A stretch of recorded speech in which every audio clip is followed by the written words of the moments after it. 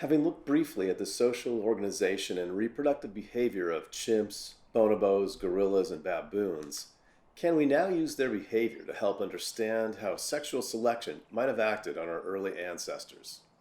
There are three related areas that we can consider: diet, social behavior, and reproductive strategies. According to some researchers, diet or a change in diet may help us to understand more about these other features in our species. The arguments that might be developed from such field observations are rather convoluted and interdependent, requiring that we consider all three together. Most experts today consider that for more than 3 million years, our ancestors lived in small troops of hunter-gatherers on the open savanna. As with chimps, bonobos, gorillas, and baboons, they were likely to have exploited a range of plant foods.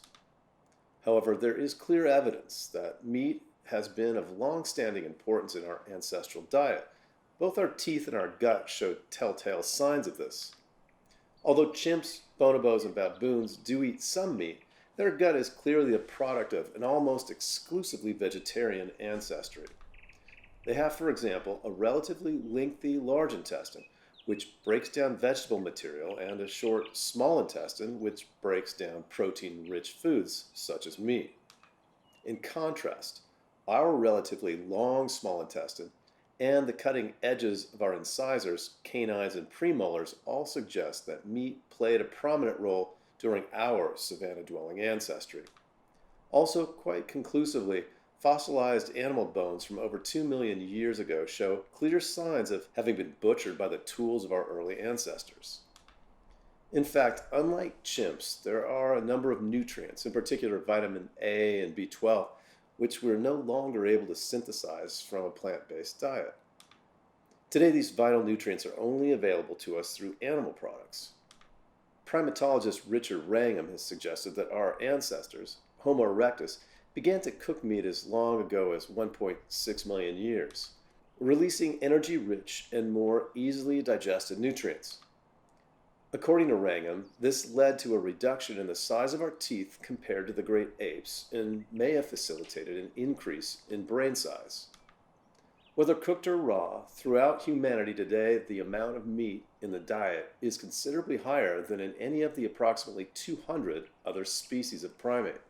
Evolutionary psychologists John Tooby and Irv DeVore, both of whom came from a background in anthropology, have attempted to reconstruct human behavioral evolution.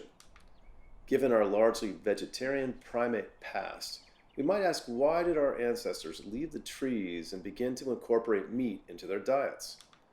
There are debates as to whether our ancestors and those of baboons left the rainforest in order to exploit the open grasslands, or whether we were elbowed out of the diminishing rainforest by other primates that had superior arboreal adaptations.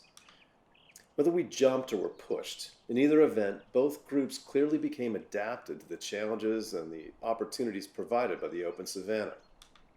One suggestion is that when our early human-like ancestors, or hominids, left the shelter of the rainforest and began to live on the open savanna, they, unlike baboons, made use of their primate features to take serious advantage of the animal life that lived there, incorporating more meat into their diet.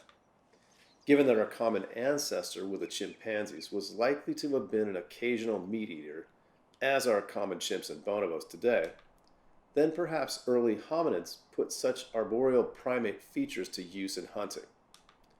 These features include good stereoscopic visual acuity, highly manipulative hands, and a large brain. All of these characteristics might have been utilized to both track prey and to aim throwing weapons at it. This change to open savanna hunting may have had important consequences for both sexes. As we noted earlier, male chimps are known to exchange meat for sex on occasion. Interestingly, males of modern-day hunter-gatherer societies who are prolific hunters are the ones who are seen as the most attractive by the women of such bands. In fact, in those societies which are polygynous, where males have more than one mate, the best hunters have the most wives and are more likely to have extramarital affairs. If women preferred males that were most able to provide them with meat, then we could see immediately that over evolutionary time, sexual selection would increase hunting prowess in males since females would be choosing their mates on such a basis.